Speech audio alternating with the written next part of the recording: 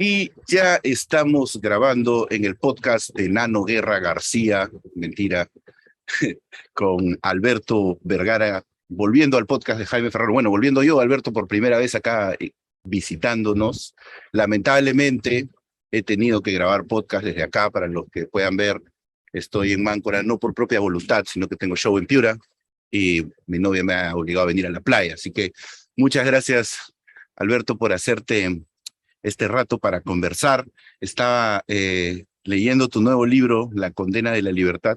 Te contaba que me hace, me hace pensar un poco en cuando leí Historia de la corrupción en el Perú, más que nada por esta visión histórica.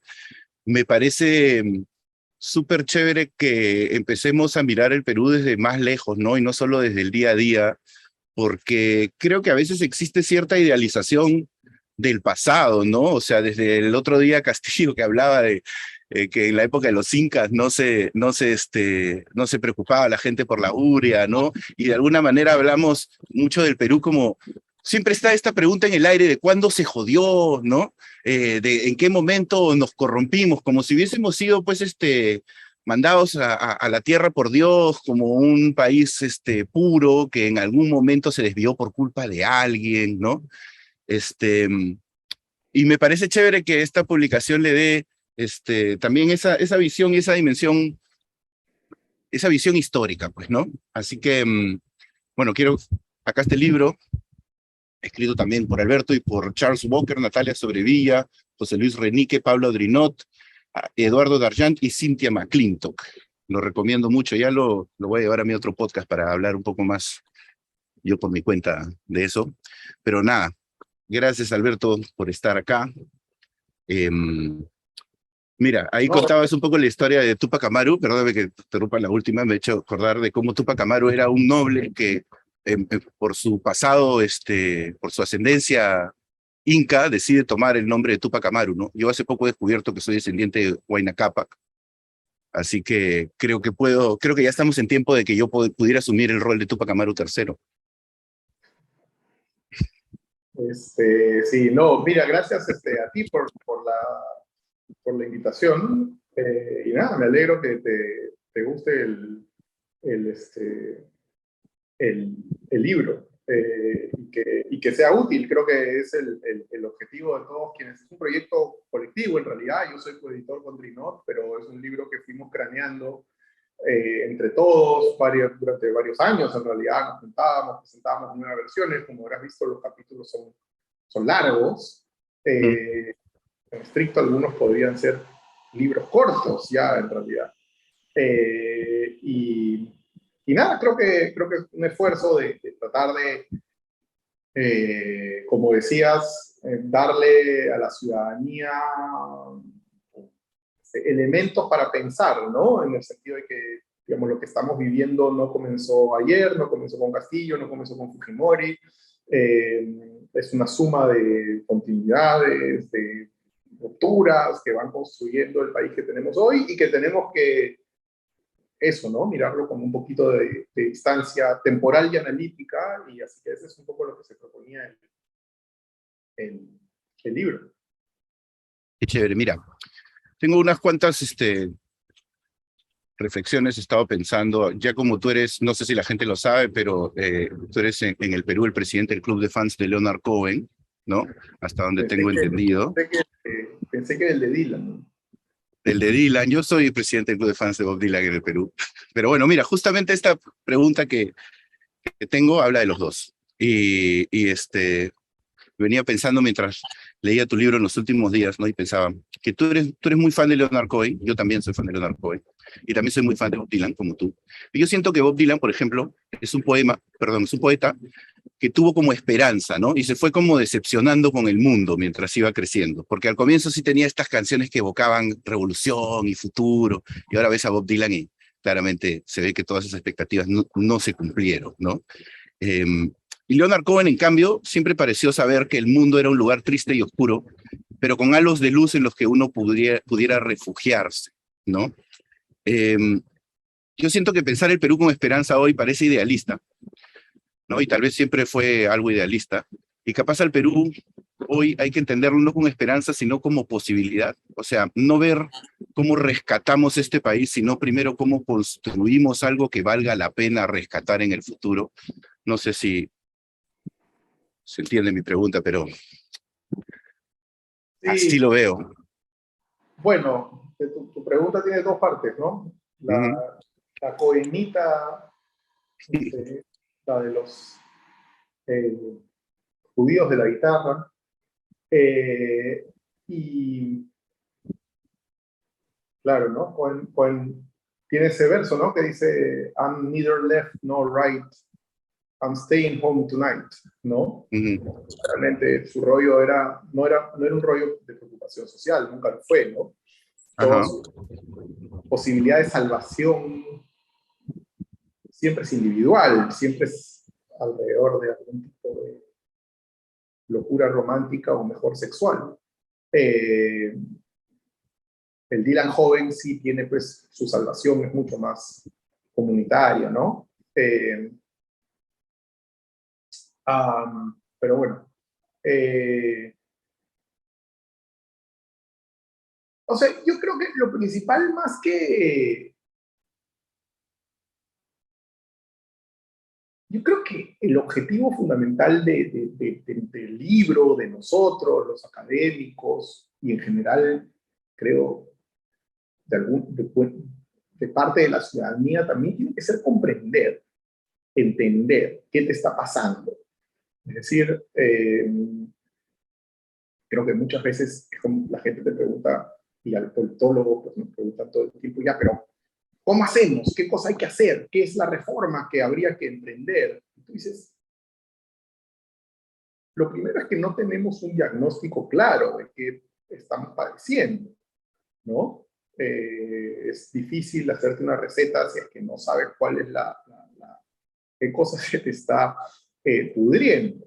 Eh, y entonces esa es la primera. Y luego tratar de ese ejercicio, tiene que ser un ejercicio pues colectivo, que te permita pensar en dónde estás, hacia dónde puedes ir, que hay alguna dosis de deliberación, alguna dosis de voluntad de la ciudadanía de determinar dónde está, para dónde quiere ir, ¿no? Porque lo que uno siente en el Perú y en muchos países, la verdad, honestamente, en la gran mayoría de América Latina probablemente, es que hay una incógnita respecto de, oye, ¿quién nos agrupó aquí? ¿Por qué estamos juntos en este país?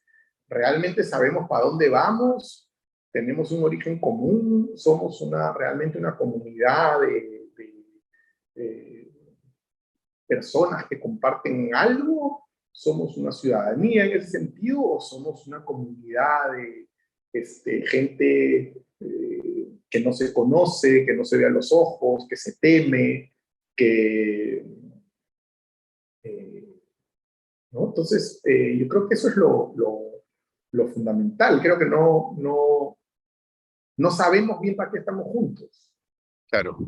porque Tú, en una tú, de esas no tú, necesitamos estar juntos tampoco, ¿no?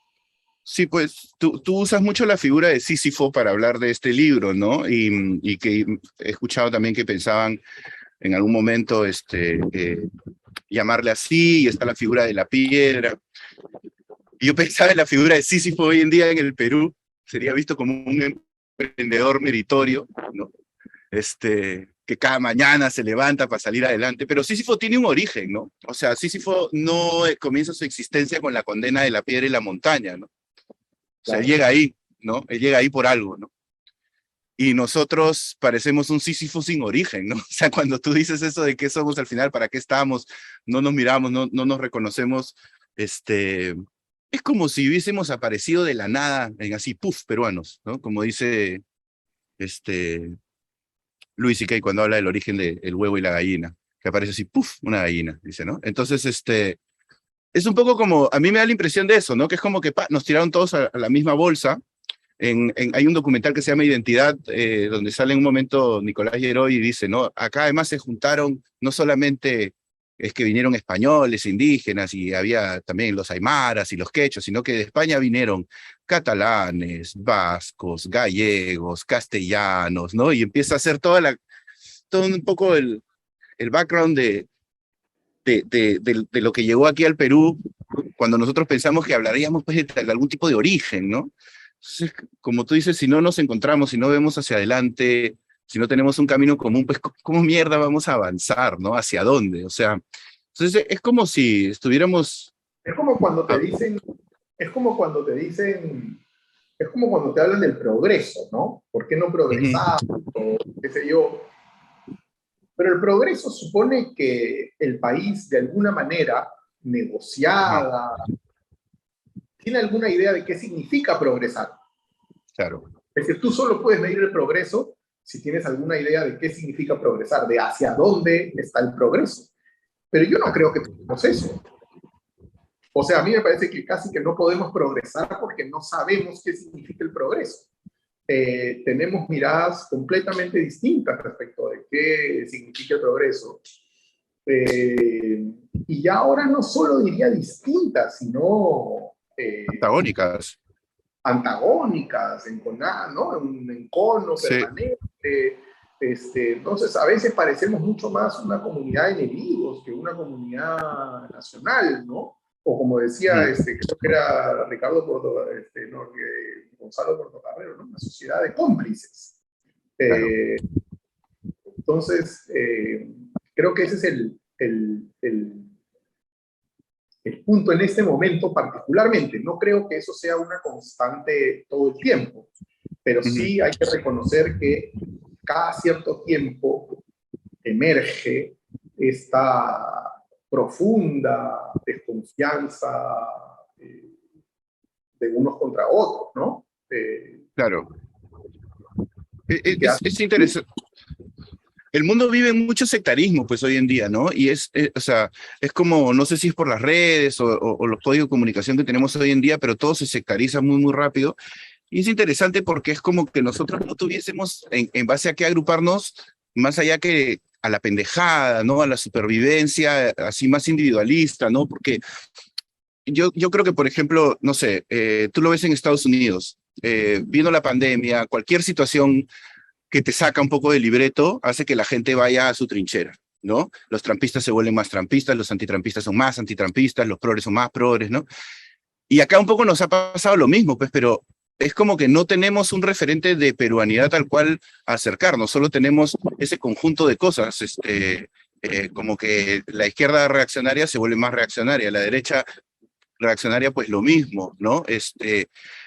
Si la izquierda progre estaba un poquito indefinida, se vuelve más indefinida y más gaseosa todavía, ¿no? Yo siento que la pandemia le ha hecho al mundo entero pasar por le ha hecho saltar, digamos, una valla complicada y nosotros que lo hemos hecho desde nuestra precariedad, pues era evidente que la resultante iba a ser el desastre absoluto, ¿no? Ahora, ¿cuánto eso es un fenómeno mundial que se aplica al Perú o cuánto de eso es realmente manejable desde nuestra propia identidad, ¿no?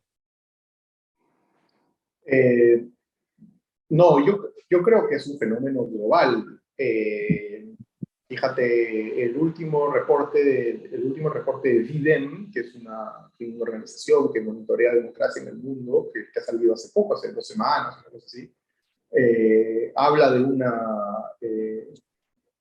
habla de una epidemia de golpes de Estado para el año 21 en el mundo, pero además señala que los países que han pasado, que tienen una polarización tóxica, que es como la definen, han pasado de 5 a 32 o algo así en el mundo, ¿no? Entonces, nada, yo sí creo que es un fenómeno mundial a donde mires, eso está ocurriendo.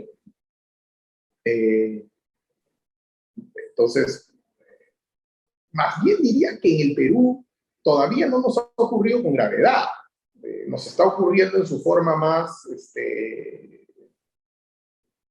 superficial. O sea, en el Perú, los que están polarizados, los que están pasados todo el día y que quisieran desaparecer a su enemigo político, es el sector, vamos a decir, sector público, ¿no? Son políticos, gente que está en las redes, periodistas, probablemente empresarios, pero la población no vive así. O sea, la ciudadanía, o sea, una cosa curiosa del Perú de hoy es que la representación política es cada vez peor. O sea, es cada vez más Menos anémica. representativa, digamos. Sí, pero no era representativa hace mucho. Yo creo que hemos llegado a un nuevo nivel. El problema no es ser representativa, el problema es que es ignorante, de una manera ya descarada, delincuencial, ¿no? Ok, pero lo curioso es que en ese momento en el cual la representación política llega a los sótanos inimaginables, es cuando la gente se vuelve más fanática de la política y Claro. sus opciones, ¿no? Porque uno diría, bueno, entonces ahí hay una contradicción en la época, pero que tiene que ver con las redes. O sea, yo sí creo que las redes están,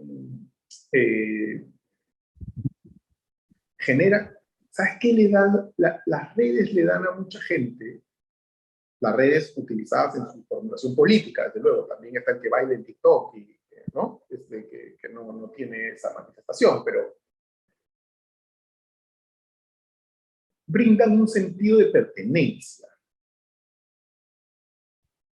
Me acuerdo, hay esta película, no sé si me estoy hueveando, pero hay esta película, La Complusión, una película francesa de hace un montón de años, en que había este personaje que va y se ofrece, los partisanos están resistiendo a la ocupación nazi en Francia, y entonces un pata va e intenta formar parte de la resistencia, son la mayoría comunistas, ¿no? Y le dicen, no, compadre, tú acá no tienes sitio, lo chotean, ¿no? Y a la vuelta, en la segunda mitad de la película, cuando a los de la resistencia los han atrapado y los van a torturar y los tienen en una carceleta, reaparece el personaje, pero obviamente de pronazi, ¿no? Como figura del régimen de Vichy. Y te das cuenta que el mundo está lleno de esa gente, está lleno de gente que está buscando pertenecer a algo, Claro. lo que se pueda. Y las redes te regalan eso, es muy barato de pronto ser alguien, de pronto pertenecer Claro. a alguien, tener tu rebaño, ¿no? Y entonces de pronto de ser alguien que rumiaba en la soledad sus convicciones políticas más atorrantes, de pronto, si las ventila, tiene 3.000, 4.000 seguidores, forma parte de algo. Sí, o ni siquiera, ¿no? Ni siquiera tiene que tener, de ser o sea, esa persona el foco de atención, simplemente con que forme parte de la audiencia de otro, ¿no? Y se siente identificado, ya basta, ¿no? O sea, las hordas de seguidores de personas como Javier Milei, Agustín Laje, que parten desde posiciones súper reaccionarias, le dan a las personas, como tú dices, la posibilidad tal vez de integrar su discurso en algo, ¿no? O sea, o su incomodidad, ¿no? Porque es como... Pero también en la izquierda, también No, sin duda. En todas las posiciones me parece que ahí hay un elemento de descubro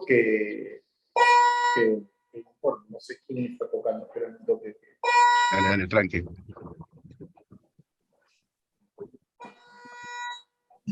¿sí? En esta pequeña pausa comercial aprovechamos para anunciar el 23 de septiembre en el Teatro Canut, Jaime Ferraro, en vivo, Live in San Isidro, el último show en Lima. Vaya, no se trata de política como esto. De ese show saldrán con esperanza. Que sea en una hora. Okay.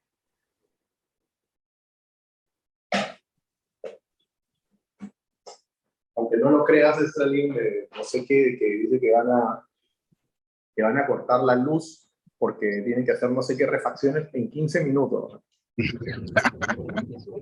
Bueno, Felipe, esperemos que no sea así. Esperemos que no sea así. Va a quedar ya, pero bueno, entonces, Eso. Estábamos en eso, ¿no? La identidad. Es que sí, las redes es como que tu identidad y tu opinión son un poco lo mismo, ¿no? Como que ahí te representas según quién eres o qué dices, ¿no? Porque es como que esta foto es Alberto, ok, ¿y Alberto qué piensa? Entonces pones ahí unas posiciones, ok, entonces Alberto es tal cosa, ¿no? Es como que el formato mismo de las redes te obliga a calificar a los demás rápidamente y tú mismo posicionarte, ¿no? Yo creo que es como que el consumo de información es tan excesivo que las personas que no están acostumbradas, o la mayoría de las personas no estamos acostumbrados a eso, tienen que tomar decisiones rápidas, pues, y qué mejor que basarse en prejuicios, ¿no? O sea, ¿no? Apenas tú, no sé, pues tú, yo, por ejemplo, fui a la escuela de San Antonio de los Baños en Cuba, que es una escuela cara y pituca, que no está en la Habana, o sea, estuve poco en La Habana, no tiene nada de izquierdista, digamos, por lo menos en lo que a mí me tocó vivir, pero hay gente que me dice, que cree que yo soy izquierda porque estudié en Cuba. O sea, basta que Como estuve Cerrón, física, Cerrón. ¿no? Como Cerrón, ¿no?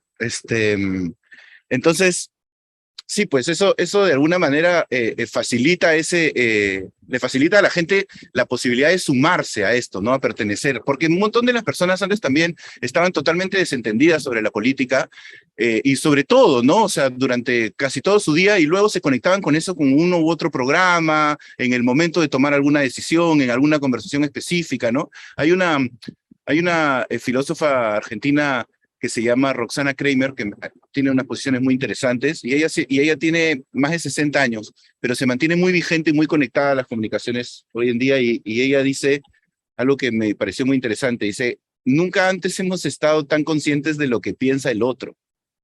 O sea, ella decía, yo antes normalmente vivías tu día y tú no sabías, o sea, si trataron de matar a Cristina, tú no sabías inmediatamente qué pensaban todos tus amigos, ¿no? Bueno, De es como, repente, como volvemos a todos los caminos conducen a Dylan, ¿no? Es la anécdota esa de Dylan de sale de un ascensor y está un fan y le dice, eh, I know everything about you, but you don't know me. Y Dylan le responde, let's keep it that way, ¿no?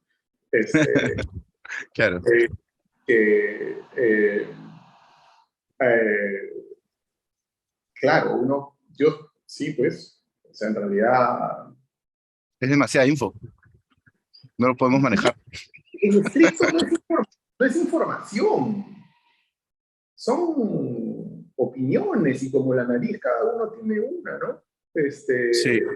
No, eh, pero sí, y sobre todo me parece que las redes, que yo sí creo que están enloqueciendo al mundo y haciendo la política inviable en todas partes, eh, además te proponen una pertenencia de muy bajo costo.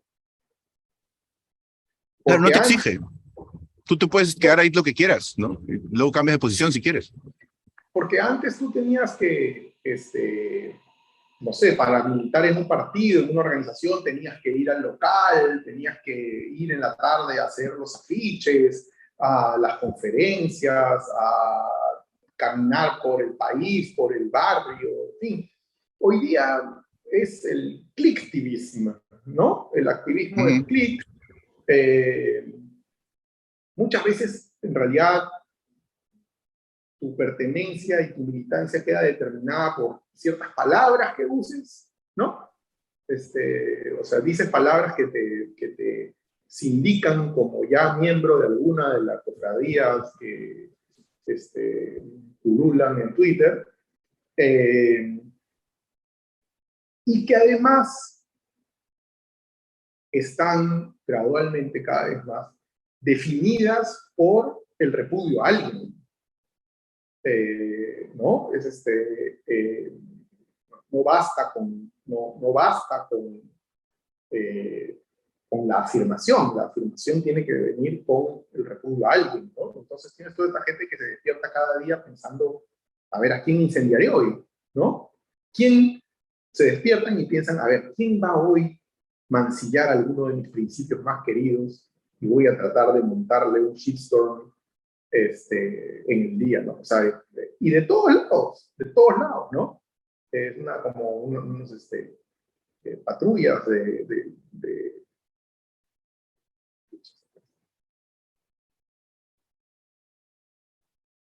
Te fuiste, Jaime, creo. Sí, también te me fuiste tú. Ta madre. Es que estaba en el wifi del hotel, se me fue, ya me pasé el del teléfono a ver si me da mejor. Si a mí se me va el internet, si cortan la luz acá, hago porque como soy un turista no tengo datos. No tienes datos. Ya, No. bueno, entonces dependeremos de los buenos servicios del Sí. internet. A ver cuánto. No sé cuánto quedará en la grabación, pero estábamos hablando un poco de eso, ¿no? De que la militancia en estas causas a través de internet es mucho más fácil, ¿no? Como decías tú, el click activismo, este, no te exige, ¿no? Como cuando tienes que realmente militar en un partido, entender tal vez un poco más las posiciones, sacrificar, trabajar, ¿no? Acá eres como masa, pues, ¿no? Parte de la mancha, solamente apoyas la posición desde ahí. ¿Y Este, a qué barra perteneces? sí, pues, ¿no? ¿Y a qué banda no perteneces, no? Lo cual es bien interesante, porque justo cuando yo hacía hace un ratito, señalaba personajes como Milei y Laje, me parece bien interesante porque ellos lo que hacen es, hoy en día, o sea, existen en estos medios, ¿no? Que suelen haber, o por lo menos en los últimos años, han estado muy tomados por narrativas más progresistas, más liberales, ¿no? O sea, los medios de comunicación, Hollywood, o sea, lo que prima en las redes, ¿no? Si a ti te cancelan, es más probable que te cancelen por tener una posición no progre, ¿no? O tal vez, ya bueno, hoy en día se está cambiando un poco, pero digamos, por ir en contra de la narrativa dominante, ¿no? Es cuando te terminan cancelando, y es así un poco. Y yo sí veo, por ejemplo, gente joven, muchas veces hombres, que hoy en día la única manera que tienen de encontrar como cierta posición de rebeldía es precisamente sumándose a este tipo de posiciones reaccionarias, ¿no? O sea, si tú tienes más o menos, pues, entre 20 y 25 años, y no eres, por definición, progresista, este tipo de voces al toque te representan, ¿no? Porque son voces que se quejan de, vienen a quitarme mi libertad, esto es así, los progres son así, ¿no?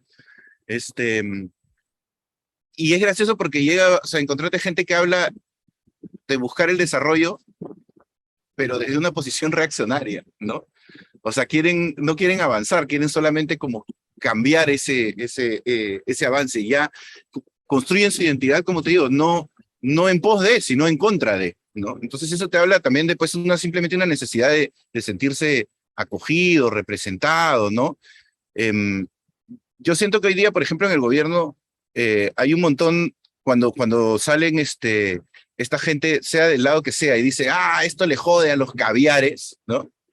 Hay pues ahí como una especie de victoria imaginaria que también va un poco por ahí, ¿no? O sea, no sé a qué voy, pero a estos que me joden los jodo, ¿no? Es un poco como cuando hay personas que también ven a Castillo y pueden aceptar que esté involucrado en temas de corrupción, pero es Castillo, pues, no es los de siempre. Entonces hay también una pequeña sensación de triunfo, ¿no? No sé si viste la serie de An American Crime que cubre el juicio del asesinato de O.J. Simpson a la esposa, ¿no?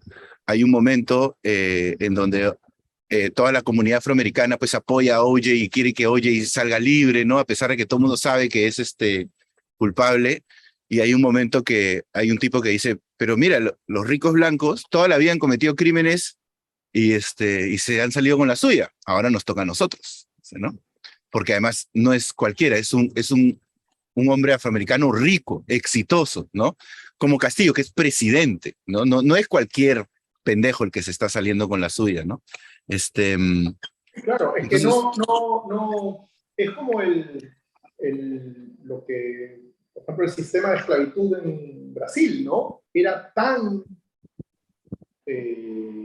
profundo, extendido, aceptado, que cuando un esclavo se liberaba, lo primero que hacía era comprarse esclavos.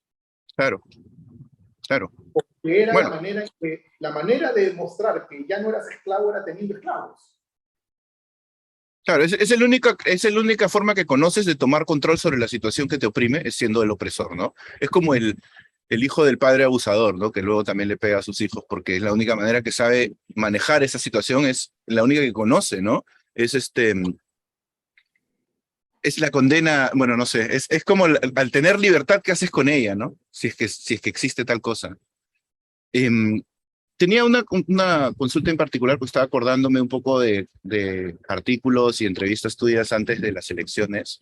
Y me acuerdo que en un momento, cuando fue todo el affair Merino, y venían las elecciones, me acuerdo de una entrevista en la que comentabas, sería bueno, ¿no? Tal vez partir desde de un acuerdo, que en el próximo quinquenio ni el Congreso vaque al presidente, ni el presidente cierre el Congreso, ¿no? O sea, como digamos, retrocedamos un poquito en este camino de caos, ¿no? Y es como que hoy día las cosas han cambiado, pareciera, ¿no? Y me hacía pensar, mira, en otra frase de Leonard Cohen, la leo en inglés, después la traduzco rápidamente, que dice, "This world is full of conflicts and full of things that cannot be reconciled. But there are moments when we can reconcile and embrace the whole mess. And that's what I mean by hallelujah", ¿no? El aleluya de Leonard Cohen, que precisamente habla de eso, ¿no? De quedarse y aceptar la realidad un poco como es, desde el asombro, ¿no? Desde el miedo, desde lo que toque según la situación. Él dice eso, ¿no? El mundo está lleno de conflictos, hay algunos que no se pueden reconciliar, pero hay momentos en donde se puede reconciliar y abrazar el caos por completo. Y a eso le llamo el aleluya, dice él. Y yo pensaba o sea, tal vez esta situación en la que vivimos hoy en día de entrampamiento, en donde ni el Congreso quiere vacar al presidente, ni el presidente, pues mientras le sea útil, no querrá cerrar el Congreso.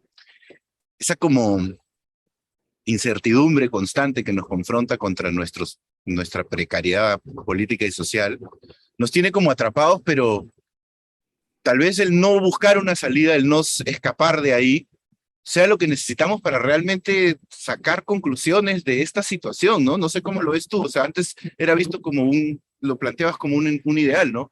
Ni vacar al presidente ni cerrar el Congreso. Hoy día, ¿cómo lo ves? Bueno, no, nunca lo vi como un ideal, era explícitamente una vaina muy mínima y sobre todo tratar de generar un pacto de no agresión, que nunca es nada ideal, como algo... Pero hoy vivimos en eso, ¿no? Lo mínimo. Claro, efectivamente, esa es la paradoja, ¿no? Curiosamente, desde la convicción patrimonialista y no desde la convicción democrática hemos llegado a ese resultado. Ni quieren vacar ni quieren disolver. Se quieren quedar todos cual pirañas medrando del Estado, ¿no? Entonces, efectivamente, se ha cumplido, ¿no? Ten cuidado con tus deseos, como dice la frase, porque se ha cumplido. No quieren vacar, tampoco quieren disolver, pero no porque haya un consenso democrático, sino porque, curiosamente, se han puesto de acuerdo en ejercer este asalto al Estado ejecutivo y legislativo. Y bueno, se han dado cuenta que para la tribuna, para las redes, hay que mantener la retórica de la confrontación, pero que, ya te digo, en el latrocinio de hermanos. Y entonces, bueno, lo hemos oído en el audio de Lady Camones, diciendo que, es decir, una militante de APP, si hay algún partido clientelista por antonomasia en el país, es APP. Bueno, una militante de APP dice que está escandalizada con la cantidad de gente que ha venido a trabajar. Entonces ya te puedes imaginar lo que será eso. Y en el Ejecutivo también, en el Ejecutivo está clarísimo que entonces hay una confluencia por la expoliación de lo público, que efectivamente, paradójico, pues, ¿no? Solito se ha armado no vacaré, no disolveré de la rapiña y no del respeto a la democracia, digamos, ¿no? Claro, tú lo planteabas un poco como para rescatar lo poco que podría quedar de institucionalidad en base a esas dos figuras, ¿no? Y al final lo que queda es, no, nos vamos a refugiar en estas dos figuras para terminar de destruir la institucionalidad, ¿no? El Perú siempre puede ser peor de lo que uno imagina, ¿no? Es como cuando tú dices eso sí, pues hay que tener cuidado con lo que uno desea, porque claro, uno lo desea en base pues a sus propios ideales también, ¿no? O sea, cuando uno desea, proyecta desde uno, ¿no? Entonces tú dices, claro, si esto se concreta como yo lo imagino, pero ya vemos pues ahora esto, no sé, mira, yo siento, ¿sabes qué, Alberto? Que es tan jodida la situación, y no desde ahora, ¿no? Sino desde hace mucho tiempo, que cuando se acerca la gente a preguntarle a los politólogos como tú, es como que les dan, es casi, es como le preguntáramos a Rafiki del Rey León, pienso, o sea, es como que el médico brujo del pueblo, ¿no? ¿Qué cosa puedes ver tú que nosotros ya claramente no podemos ver, ¿no? ¿Qué está pasando? ¿Por qué? ¿Qué va a pasar? ¿No? ¿Qué hacemos? ¿Hacia dónde tenemos que bailar para que llueva? ¿No? Entonces es como, y yo entiendo que hoy en día, ante el exceso de información, como conversábamos hace un ratito, la gente busque esas salidas, ¿no? Yo siento que incluso los comediantes en muchos lugares también funcionamos como de FOE para eso, ¿no? Por eso Internet también está lleno de gente que te explica las cosas, ¿no? Pero tú, ¿cómo te sientes ahora? Porque tienes que admitir que, sobre todo en el último tiempo, muchas veces se te busca para darte ese lugar, ¿no? Es como que habló Vergara, dice un montón de veces, es como que, ya, cuando hablaste, por ejemplo, con Jaime Chincha en las manifestaciones contra Merino, tu voz un poco representó un sentir, o sea, englobó, ¿no? Encauzó un poco lo que la gente estaba diciendo, ¿no? Le dio un poco de forma tal vez a esa discusión, para una postura, ¿no? Obviamente para otras no tanto. Este, Luego me acuerdo cuando una vez estabas en una mesa con Aldo Mariate y definían un poco el término, la expresión caviar, ¿no? Y entonces empiezan a tener, creo, un poco los politólogos ese lugar, ¿no? No sé cómo lo ves tú, si es positivo, si te limita, si te da más acción, capacidad de acción. ¿Tú cómo ves eso que te planteo? No, yo creo que no sé, me parece normal que en un momento de crisis política se acuda a la gente a los politólogos que se ocupan de estudiar la vida política. Si mañana Ujú, hay un terremoto y se caen los edificios, supongo que habrá un boom de ingenieros explicándonos por qué se cayeron las construcciones. ujú, No te olvides que en medio de la pandemia también descubrimos que los economistas tenían un segundo grado de epidemiólogos, ¿no? No lo sabíamos, pero los economistas resultó que también eran especialistas en pandemias. Eh, entonces, no, me parece normal que los politólogos sean convocados y se les pregunte qué opinan. Más bien, lo que me parece también equivocado es si creen que sus reflexiones tienen algún grado de capacidad de dos cosas, o de ver más allá de lo evidente, o de poder señalar efectivamente cuál es el rumbo que debería tomar el país o ese tipo de cosas, ¿no? Porque ahí, digamos, la academia en ningún ámbito puede suplir a la vida política, por mejor diagnóstico que tú tengas o por mejores propuestas que puedas escribir, proponer. La verdad es que si a los políticos les da exactamente igual lo que está ocurriendo en el país, nosotros no tenemos ninguna autoridad, poder para poder realmente plantearlo, ¿no? Entonces, ujú.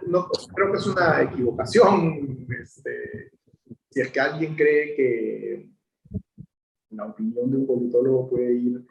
Creo que la labor es dar una opinión informada, eh, que intenta ser objetiva, que intenta estar fundamentada en, en datos, en información, que creo que es importante que no está pensando solo en el Perú. Yo creo que quien solo analiza el Perú difícilmente entiende el Perú. Yo creo que justamente muchos de los que hacemos ciencia política, en realidad lo que hacemos es una cosa que se llama política comparada. Eh, eh, y es un ejercicio de en realidad estar mirando condiciones semejantes, condiciones distintas en distintos países y dices, ah, man, ya, esto está acá, esto no está acá, aquí podría pasar esto, en fin, no sé. Ujú. Y a partir de ahí, pues, tirar algunas hipótesis. pero lo cierto es que, a diferencia, no sé, de los historiadores, por ejemplo, los historiadores te pueden explicar algún momento del pasado o alguna institución del pasado, algún evento del pasado y te dicen, mira, yo he encontrado estos archivos y acá están las cartas donde fulano y sultano intercambiaron, discutieron esto y qué sé yo, y he hecho la investigación y bueno, pues tiene un conocimiento concreto de lo que ocurrió y puede determinar eventualmente sus causas, sus consecuencias. Pero un politólogo en general está investigando sobre otras cosas que en la actualidad. O sea, en la actualidad está tirando algunas ideas, pero no es que, o sea, si tú me preguntas a mí lo que ha pasado en el Congreso, bueno, pues yo no he estudiado lo que está pasando en el Congreso. No estudio el Congreso, hace tiempo que no hago una entrevista en el Congreso, sí he hecho muchas, pero antes, ¿no? Entonces, los politólogos no, al analizar la actualidad, digamos, la coyuntura en su sentido más cotidiano,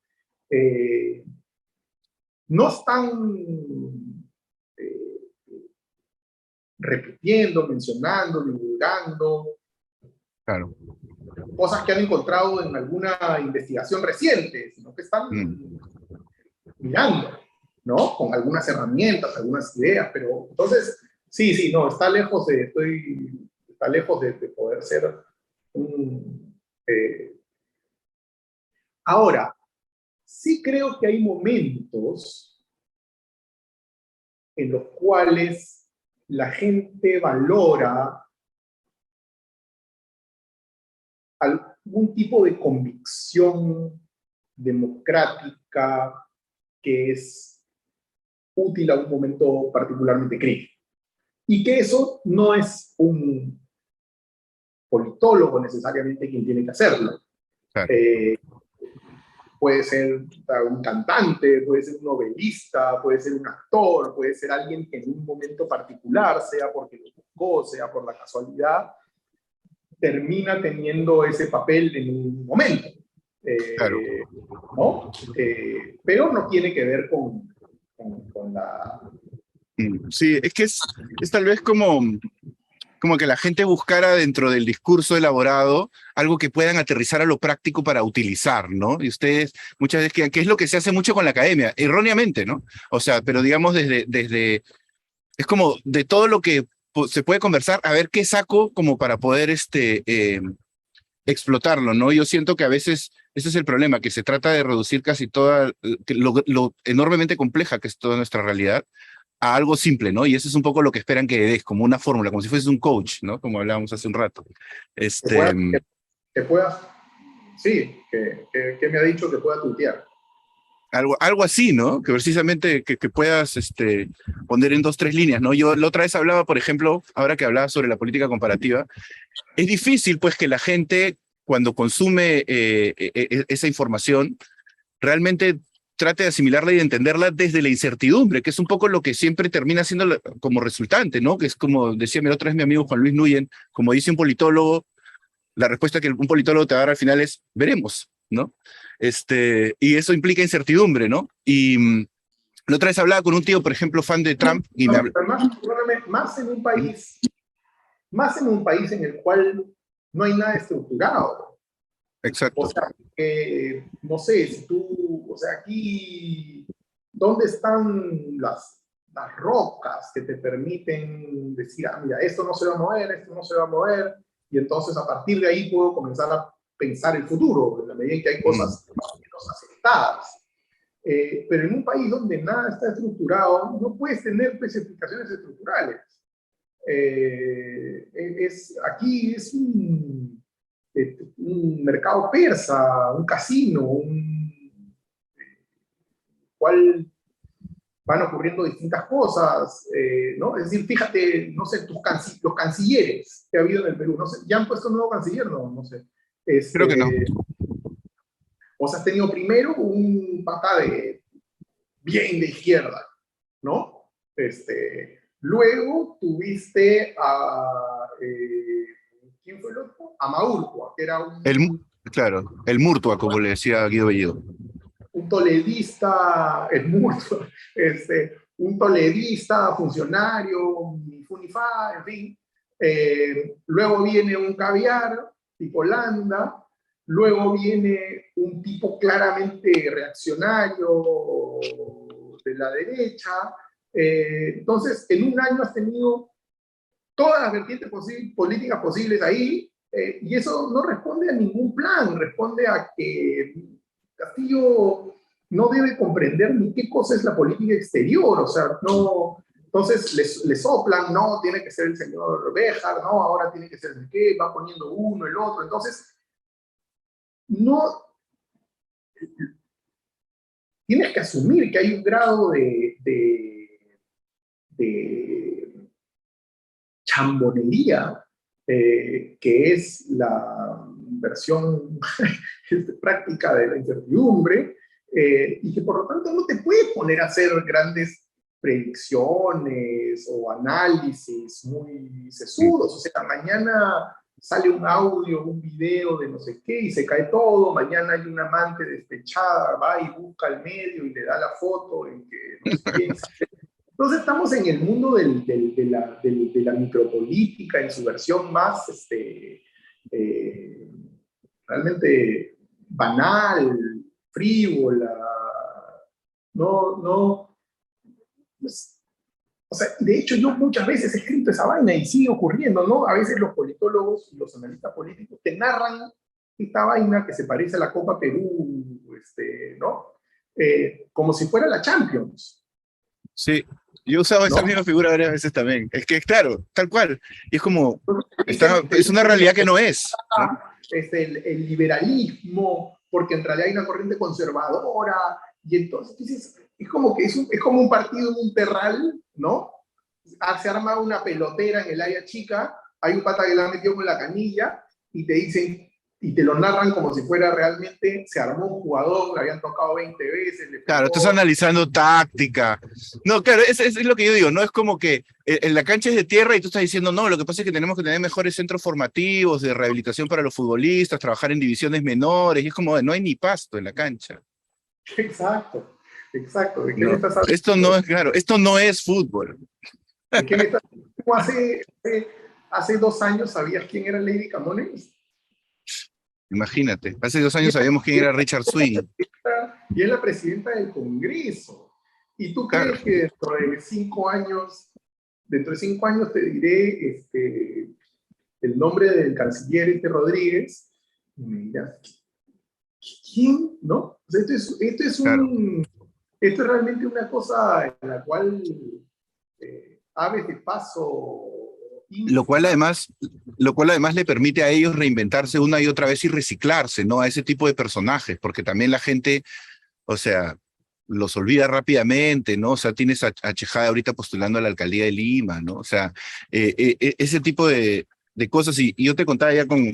Sí, pues si se pierde, ¿no? Se pierde al final el fondo de la discusión, porque yo otra vez hablaba con un tío que es súper fan de Trump, por ejemplo, y me hablaba pésimo, ¿no? Y que Castillo esto y lo otro, y le digo, sí, pero mira, mira cómo es igual que Trump. A Trump le entran a Mar-a-Lago y dice, que me entran a Mar-a-Lago y no deben entrar acá a mi casa igual que Castillo en el Palacio de Gobierno, que se lleva los documentos secretos y el otro también dice que tiene secretos de Estado. Y luego hacen lo mismo, ¿no? Que es el Jedi Mind Trick, ¿no? Que le dicen, cometiste este delito, no lo cometí. Pero acá están las pruebas. No hay pruebas. Muéstrenme las pruebas. Aquí están. No existen, ¿no? Y al final los dos acuden a los mismos códigos, uno desde la derecha, el otro desde la izquierda. O sea, y hay gente que por tema de bandos. Es en realidad la deshonestidad se ha impuesto, no Ujú. la deshonestidad intelectual, más allá de que no sean honrados en términos de que son choros, pero la deshonestidad, o sea, bueno, hubo un momento que a mí me parece maravilloso, que en una entrevista de Jaime Chincha, en la que el ministro del Interior le dice, bueno, lo que pasa es que yo, ¿qué puedo hacer? Pues, algo así como que ya Juan Silva se fugó pues al extranjero, ¿no? Y Chincha le dice, ¿cómo? ¿Usted sabe que está fugado en el extranjero? No, yo no he dicho eso, dice. No, pero usted lo Sí. acaba de decir. No, yo no lo he dicho. Y entonces tienes a un ministro de Estado que normal dice, no, yo no he dicho lo que acabo de decir. Que está Y grabado, brother, hace 10 segundos. O sea, estás en exacto, televisión. ¿no? Entonces, eso es la deshonestidad. Claro. Y ya y estamos en el mundo de la deshonestidad. Bueno, pero lo mismo, por ejemplo, López Aliaga, ¿no? que dice todas esas barbaridades y dice, no me han entendido, me han sacado de contexto. Claro. O la propia Alba, ¿no? Que era presidenta del Congreso, todo el tiempo me han sacado de contexto. Yo no he dicho que haya un Perú de indios y de blancos, pero usted ha dicho, no, yo no he dicho, ¿no? O sea, nadie puede decir, acepto mi responsabilidad, me equivoqué, pido disculpas. Por lo menos que defiendan su posición en todo caso, ¿no? Y representen a los que piensan así, pero ni eso. Ni eso, ¿no? Es una cosa Y no en vano, por ejemplo, la presidenta del Congreso, Alba, al igual que Castillo, tienen una relación pésima con la prensa. No quieren prensa, no quieren entrevistas, no quieren que se meta al Congreso, el otro no quiere dar entrevistas. ¿Por qué? Porque en última instancia desprecian la posibilidad de ser auditados por la ciudadanía, por el público, ¿no? Y entonces es esta idea de yo accedo al poder para que no me jodan. Claro, tal cual. Sí. Bueno. Pero entonces, ¿cómo salimos de...? No, mentira. Pero bueno, gracias Alberto, ya te dejo ir, que tenemos que cumplir con responsabilidades ambos dos. Así que muchas gracias por tu tiempo. Espero ya en algún momento la repetimos un poco más larga y a ver si en algún momento la hacemos cuando tenga mi set, así en un set así más entretenido. Así bueno, que... ahora no está mala. No, este está bien, este está chévere. Este está bueno. Ese es el set de Nano, es el podcast de Nano Guerra García. Pero yo lo hago con polo porque soy decente, porque para trabajar me pongo mi polo. A mí me parece injusto que lo hayan linchado al pobre Nano. No, yo me identifico con, lamentablemente, tengo que trabajar, ¿no? Es como que yo soy un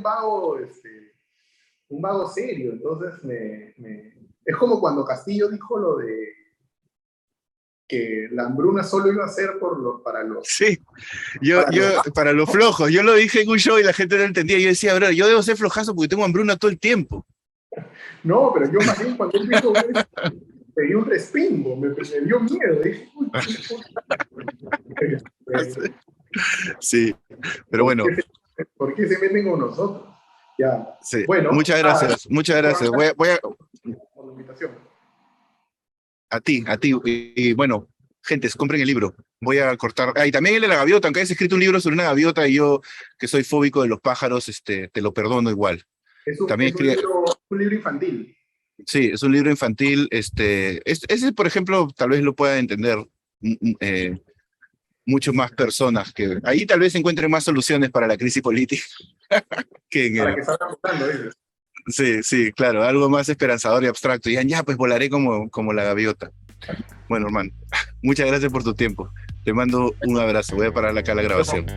Chao, gracias a ti, nos vemos.